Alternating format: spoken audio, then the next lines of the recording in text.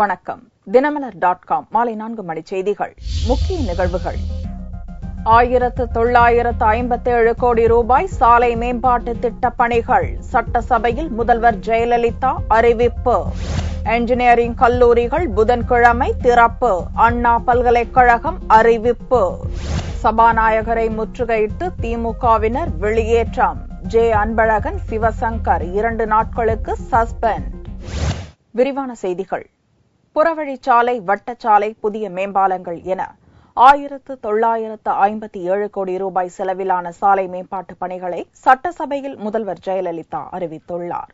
தமிழக முதல்வர் ஜெயலலிதா சட்டசபையில் விதி எண் 110 கீழ் ஒரு அறிவிப்பை திங்களன்று வெளியிட்டார். தமிழகத்தில் போக்குவரத்து நெரிசலை தவிர்க்கவும், பயண நேரம் மற்றும் வாகன இயக்க செலவை குறைக்கவும் 948 கோடியே 30 லட்சம் ரூபாய் மதிப்பீட்டில் 11 மாவட்டங்களில் 18 ரயில்வே மேம்பாலங்கள் அமைக்கப்படும் என்று தெரிவித்தார். சென்னை தரமணி முதல் மாமல்லபுரம் வரை 2 தொகுப்பாக 45 கிலோமீட்டர் நீளத்திற்கு உயர்மட்ட சாலை அமைப்பதற்கான திட்ட அறிக்கை தயாரிக்க 5 கோடி ரூபாயும், திருநின்றவூர் முதல் அம்பத்தூர் பாடி வரை 22 கிலோமீட்டர் நீளத்திற்கு 6 வழிச்சாலை அமைக்க 168 கோடி ரூபாயும் ஒதுக்கப்படும் என்றும் அவர் தெரிவித்தார். மேலும் நபார்டு வங்கி உதவியுடன் அரசு மற்றும் ஊராட்சி ஒன்றிய சாலைகளில் 300 கோடி ரூபாய் மதிப்பீட்டில் 131 ஆற்றுப்பாலங்கள் மற்றும் 100 கோடி ரூபாய் மதிப்பீட்டில் 215 கிலோமீட்டர் நீளமுடைய 67 அரசு சாலைகள் அமைக்கப்படும் என்றும் முதல்வர் ஜெயலலிதா தெரிவித்தார். நபார்டு வங்கியின் கடன் உதவியுடன் அரசு மற்றும் ஊராட்சி ஒன்றிய சாலைகளில் 300 கோடி ரூபாய் மதிப்பீட்டில் 131 ஆற்றுப்பாலங்கள் மற்றும் 100 கோடி ரூபாய் மதிப்பீட்டில் 215 கிலோமீட்டர் நீளமுடைய 67 அரசு சாலைகள் அமைக்கப்படும் என்பதையும் மகிழ்ச்சியுடன் தெரிவித்துக் கொள்கிறேன். மேலும் சிறுச்சேரியில் 200 கோடி ரூபாய் மதிப்பீட்டில் பொது மற்றும் தனியார் பங்களிப்புடன் 20 அடுக்கில் 2000 வாகனங்கள் மற்றும் 50 பேருந்துகள் ஒரே சமயத்தில் நிறுத்த பல்லடுக்கு வாகன நிறுத்தம் கட்டப்படும் என்றும் முதல்வர் அறிவித்தார். திருவள்ளூரில் 4 வழிச்சாலை, தஞ்சாவூரில் புறவழிச்சாலை என்பது உள்ளிட்ட 1957 கோடி ரூபாய் மதிப்பிலான திட்டங்களை முதல்வர் ஜெயலலிதா சட்டசபையில் அறிவித்துள்ளார். இலங்கைக்கு எதிரான மாணவர் போராட்டத்தால் காலவரையின்றி மூடப்பட்டிருந்த என்ஜினியரிங் கல்லூரிகள் ஏப்ரல் 3ஆம் தேதி திறக்கப்படும் என அண்ணா பல்கலைக்கழகம் அறிவித்துள்ளது. இலங்கையில் நடந்த இனப்படுகொலை குறித்து சர்வதேச விசாரணை நடத்த வேண்டும் என்றும், தனி ஈழத்துக்கு பொது வாக்கெடுப்பு நடத்த கோரியும் தமிழகம் முழுவதும் மாணவர்கள் போராட்டத்தில் குதித்தனர். இதையடுத்து பொறியியல் கல்லூரிகள், கலை மற்றும் அறிவியல் கல்லூரிகளுக்கு காலவரையற்ற விடுமுறை அறிவிக்கப்பட்டது. கடந்த 15 நாட்களுக்கு மேலாக மூடப்பட்டிருந்த என்ஜினியரிங் கல்லூரிகள் திறக்கப்படுவதில் குழப்பம் நிலவி வந்தது. இந்நிலையில் தமிழகம் முழுவதும் உள்ள அரசு மற்றும் சுயநிதி பொறியியல் கல்லூரிகள் ஏப்ரல் 3ஆம் தேதி திறக்கப்படும் என்று அண்ணா பல்கலைக்கழகம் அறிவித்துள்ளது.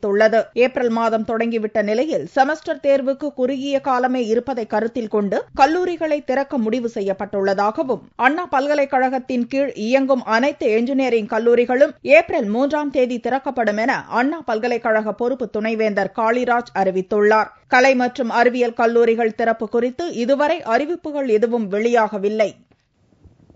போக்குவரத்து துறை தொடர்பான சிறப்பு கவன ஈர்ப்பு தீர்மானத்தின் போது சபாநாயகரை முற்றுகையிட்ட திமுகவினர் வெளியேற்றப்பட்டதோடு 2 சஸ்பெண்ட் செய்யப்பட்டனர். போக்குவரத்து துறை தொடர்பாக பத்திரிகை ஒன்றில் வெளியான செய்தி குறித்த சிறப்பு கவன ஈர்ப்பு தீர்மானம் சட்டசபையில் திங்களன்று விவாதத்துக்கு எடுத்துக் கொள்ளப்பட்டது.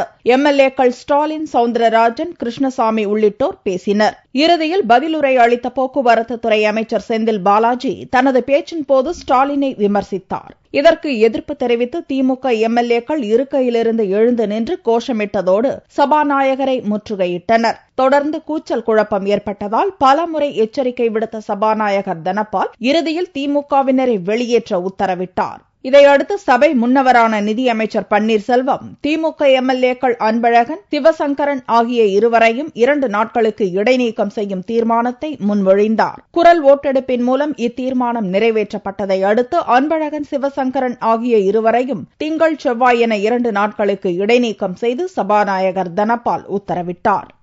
என்னுடைய தகுதியை பற்றி அமைச்சர் அவர்கள் பேசத் தொடங்கினார்கள். எனவே அதை அவை குறிப்பிலிருந்து நீக்கிட வேண்டும் என்று எங்களுடைய கட்சியினுடைய உறுப்பினர் அத்தனை பேரும் எழுந்து குரல் எழுப்பினார்கள். எனவே அதை ஏற்றுக்கொள்ளாத சபாநாயகர் அவரை தொடர்ந்து பேச வைத்தார். எனவே தொடர்ந்து நாங்கள் அதை எடுத்தே தீர வேண்டும் என்று முழங்கினோம். அதற்கு பிறகு எங்களை அவையிலிருந்து வெளியேற்றிட வேண்டும் என்று உத்தரவிட்டிருக்கிறார்கள். எனவே அந்த உத்தரவை ஏற்றுக்கொண்டு இன்றைக்கு நாங்கள் வெளியிலே வந்திருக்கிறோம். இந்த கவன ஈர்ப்பு தீர்மானத்தில் நான் மட்டும் பேசவில்லை. மார்க்சிய கம்யூனிஸ்ட் கட்சியினுடைய தலைவர் பேசியிருக்கிறார், இந்திய கம்யூனிஸ்ட் கட்சியினுடைய தலைவர் பேசியிருக்கிறார், புதிய தமிழக கட்சியினுடைய தலைவர் டாக்டர் கிருஷ்ணசாமி பேசியிருக்கிறார். ஆகவே இது அவர்களுக்கும் பொருந்துமா என்பதுதான் என்னுடைய கேள்வி. திமுகவினரின் வெளியேற்றத்திற்கு பிறகு போக்குவரத்து துறையில் பயணச்சீட்டு வழங்குவதற்காக கையடக்க மின்னணு கருவி வாங்கியது தொடர்பாக அமைச்சர் செந்தில் பாலாஜி விளக்கம் அளித்தார். இறுதியில் தவறான செய்தி வெளியிட்ட நாளிதழ் மீது வழக்கு தொடரப்படும் என்றும் அமைச்சர் தெரிவித்தார். சுவிட்சர்லாந்து நிறுவனத்தின் புற்றுநோய் மருந்துக்கு காப்புரிமை அளிக்க உச்சநீதிமன்றம் மறுத்துவிட்டது. இதன் மூலம் இந்தியாவில் குறைந்த செலவில் புற்றுநோய்க்கு மருந்து கிடைக்க வாய்ப்பு ஏற்பட்டுள்ளது. சுவிட்சர்லாந்து நாட்டைச் சேர்ந்த நோவார்டிஸ் எனும் நிறுவனம் கிளிவெக் என்ற பெயரில் இரத்த புற்றுநோய்க்கான மருந்தை தயாரிக்கிறது. இந்த மருந்துக்கு காப்புரிமை வழங்க உத்தரவிடக் கோரியும் அந்த மருந்தில் உள்ள புதிய மூலப்பொருளை கொண்டு இந்திய நிறுவனங்கள் புற்றுநோய் மருந்து தயாரிக்க தடை விதிக்க கோரியும் நோவார்டிஸ் நிறுவனம் உச்சநீதிமன்றத்தில் வழக்கு தொடர்ந்தது. வழக்கை விசாரித்த அப்தாப் ஆலம், ரஞ்சனா பிரகாஷ் தேசாய் ஆகியோரை கொண்ட பெஞ்ச் நோவார்டிஸ் மனுவை திங்களன்று தள்ளுபடி செய்து உத்தரவிட்டுள்ளது. கிளிவெக் மருந்தை தயாரிக்க நோவார்டிஸ் பயன்படுத்தும் ரசாயனம் அனைவரும் அறிந்த ஒன்றுதான் எனவும், எனவே இந்த மருந்துக்கு காப்புரிமை கோர முடியாது என்றும் நீதிபதிகள் தங்களது தீர்ப்பில் கூறியுள்ளனர். உச்சநீதிமன்றத்தின் உத்தரவு இந்தியாவில் உள்ள ஏழை புற்றுநோயாளிகளுக்கு பெரும் வரப்பிரசாதமாக கருதப்படுகிறது. புற்றுநோயாளிகளுக்கு ஒரு மாதத்துக்கான நோவார்டிஸின் கிளிவெக் மருந்தை வாங்க 1.25 லட்சம் ரூபாய் செலவாகும். அதே மூலப்பொருளை கொண்டு இந்தியாவின் பிரான்பாக்சி, சிப்லா போன்ற நிறுவனங்கள் தயாரிக்கும் மருந்துக்கு மாதம் 8000 ரூபாய் தான் செலவாகும் என்பது குறிப்பிடத்தக்கது.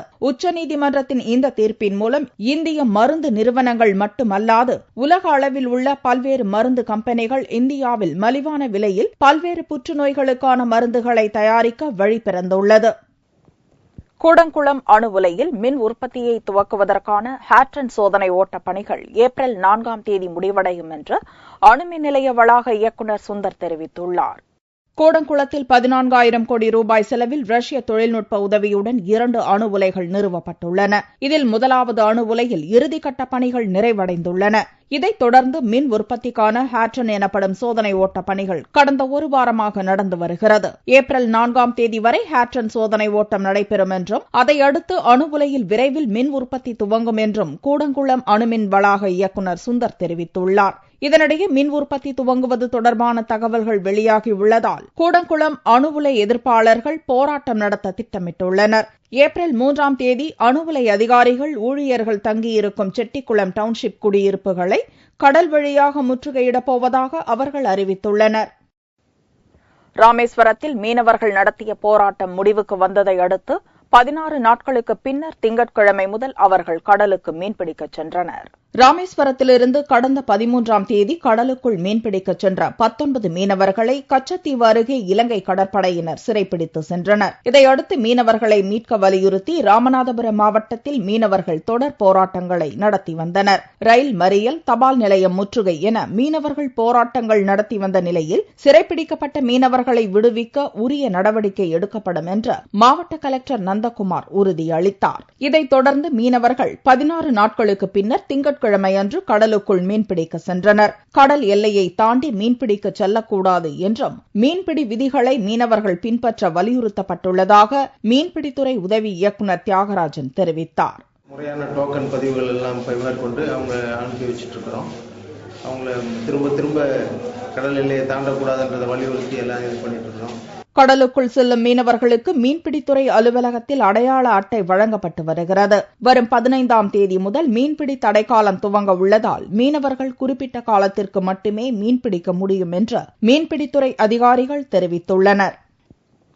டெல்லி பகுஜன் சமாஜ் கட்சி தலைவர் தீபக் பரத்வாஜ் கொலை செய்யப்பட்டது தொடர்பாக 2 ஆசாமிகளை போலீசார் பிடித்துள்ளனர். டெல்லி பகுஜன் சமாஜ் கட்சி தலைவர்களில் ஒருவரும் மிகப்பெரிய ரியல் எஸ்டேட் தொழிலதிபர்களில் ஒருவருமான தீபக் பரத்வாஜ் கடந்த 26ஆம் தேதி டெல்லியில் உள்ள தனது பண்ணை வீட்டில் 2 ஆசாமிகளால் பட்ட பகலில் சுட்டுக் கொல்லப்பட்டார். 2 ஆசாமிகளும் காரில் பண்ணை வீட்டிலிருந்து தப்பிச் செல்லும் காட்சிகள் சிசிடிவியில் பதிவாகி இருந்ததால் அதன் அடிப்படையில் கொலையாளிகளை டெல்லி போலீசார் தீவிரமாக தேடி வந்தனர். இந்நிலையில் கேமரா காட்சியில் இருந்தவர் என சந்தேகிக்கப்படும் புருஷோத்தமன் ராணா என்பவரை டெல்லி போலீசார் கைது செய்துள்ளனர். இன்னொரு நபர் என கருதப்படும் சுனில் என்பவரிடமும் போலீசார் தீவிர விசாரணை நடத்தி வருகின்றனர். ரத்வாஜ் கொலையில் குடும்பத்தினரின் பங்கும் இருக்கலாம் என்ற கோணத்திலும் போலீசார் விசாரித்து வருகின்றனர். பரத்வாஜுடன் ஏற்பட்ட தகராறில் பல மாதங்களாக தனியே வசித்து வந்த மனைவி மற்றும் மகன் நிதிஷ் ஆகியோரிடமும் போலீசார் தொடர்ந்து விசாரித்து வருகின்றனர். 2009ஆம் ஆண்டு லோக்சபா தேர்தலின் போது 600 கோடி ரூபாய்க்கும் அதிகமான சொத்து கணக்கை காட்டியதன் மூலம் பணக்கார வேட்பாளர் என்ற பெயர் பெற்றவர் பரத்வாஜ் என்பது குறிப்பிடத்தக்கது. நொய்டாவில் 16 வயது மாணவியும் டெல்லியில் 35 வயது பெண்ணும் ஓடும் காரில் பலாத்காரம் செய்யப்பட்ட சம்பவம் தலைநகரை மீண்டும் அதிர்ச்சியடைய வைத்துள்ளது.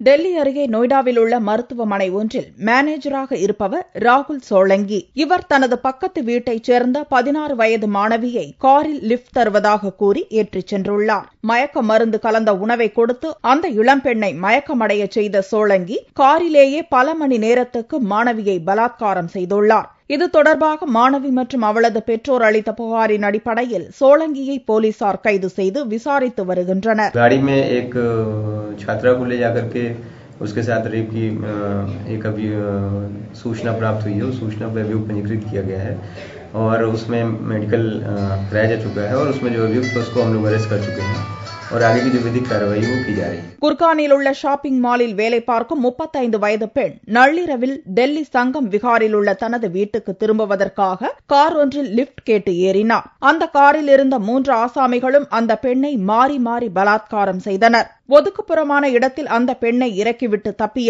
ஆசாமிகளையும் போலீசார் தேடி வருகின்றனர். டாஸ்மாக் கடைகளில் மதுபானங்கள் கூடுதல் விலைக்கு விற்பதை தடுக்க பில்லிங் மெஷின்கள் அறிமுகப்படுத்தப்பட்டுள்ளன. தமிழகம் முழுவதும் சுமார் 6825 டாஸ்மாக் மதுபான கடைகள் இயங்கி வருகின்றன. இவற்றின் மூலம் அரசுக்கு ஆண்டிற்கு பல கோடி ரூபாய் வருமானம் வருகிறது. டாஸ்மாக் ஊழியர்கள் மதுபானங்கள் விற்பனையில் அதிகபட்ச சில்லறை விற்பனையை விட கூடுதல் விலைக்கு விற்பதாக அதிகாரிகளிடம் புகார்கள் தெரிவிக்கப்பட்டன. இதையடுத்து கூடுதல் விலைக்கு விற்பனை செய்த பலர் சஸ்பெண்ட் செய்யப்பட்டனர். இதைத் தொடர்ந்து ஊழியர்கள் கூடுதல் விலை பெறுவதை தடுக்க எழும்பூர் கென்னட்லேண்ட் மற்றும் ஸ்பென்சர் பிளாசாவில் உள்ள 2 கடைகளுக்கு பில்லிங் மெஷின்கள் அறிமுகப்படுத்தப்பட்டுள்ளது. இத்திட்டம் அமல்படுத்தப்படுவதன் மூலம் அதிக விலை கொடுத்து மதுபானங்கள் வாங்க தேவையில்லாத நிலை உருவாகும் என்று எதிர்பார்க்கப்படுகிறது. இத்திட்டம் வெற்றியடையும் பட்சத்தில் தமிழகம் முழுவதும் படிப்படியாக விரிவுபடுத்த திட்டமிடப்பட்டுள்ளது. மதுரை மாவட்டம் டி கல்லுப்பட்டி அருகே லாரி மோதி விபத்துக்குள்ளானதில் 50 ஆடுகள் சம்பவ இடத்திலேயே உயிரிழந்தன.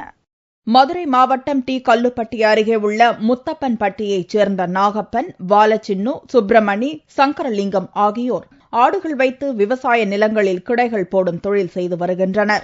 இவர்கள் தங்களுக்கு சொந்தமான 300 ஆடுகளை மேய்ச்சலுக்காக முத்தப்பன்பட்டியிலிருந்து நத்தம்பட்டி பகுதிக்கு ஓட்டிச் சென்றனர்.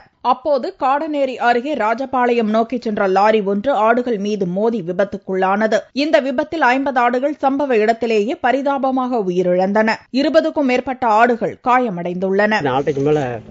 ஆடு பின்னாடி வந்த லாரிக்கு பின்னாடி லாரிக்கு முன்னுக்கு ஆடு பத்தி வராங்க. லாரி பின்னாடி வந்தது. பின்னாடியில் வந்து கிழக்கு சைடில் தான் வரும்போது ஆட்டுக்கு வந்து இல்லை கிராஸ் பண்ணாமல் நேரடியாக ஆட்டு பின்னாடியே வந்து அடிச்சுட்டு வந்துட்டாங்க. அது வந்ததில் வந்து ஆடு ஓட்டுனவர் வந்து சைடில் அவர் ஒரு இடுப்பு ஒரு கைப்பக்கம் பட்டல கீழே விழுந்து தவறி கீழே விழுந்துட்டு அவர் ஒன்றும் காயத்தோட தப்பிச்சிட்டாரு. அப்புறம் ஆடுக்கு பூரா வந்து 65 ரூபாய் வரைக்கும் ரொம்ப சேதமாயிடுச்சு. அதிவேகமாக லாரி ஓட்டுநர் வந்ததால் இந்த விபத்து நடைபெற்றதாக கூறப்படுகிறது.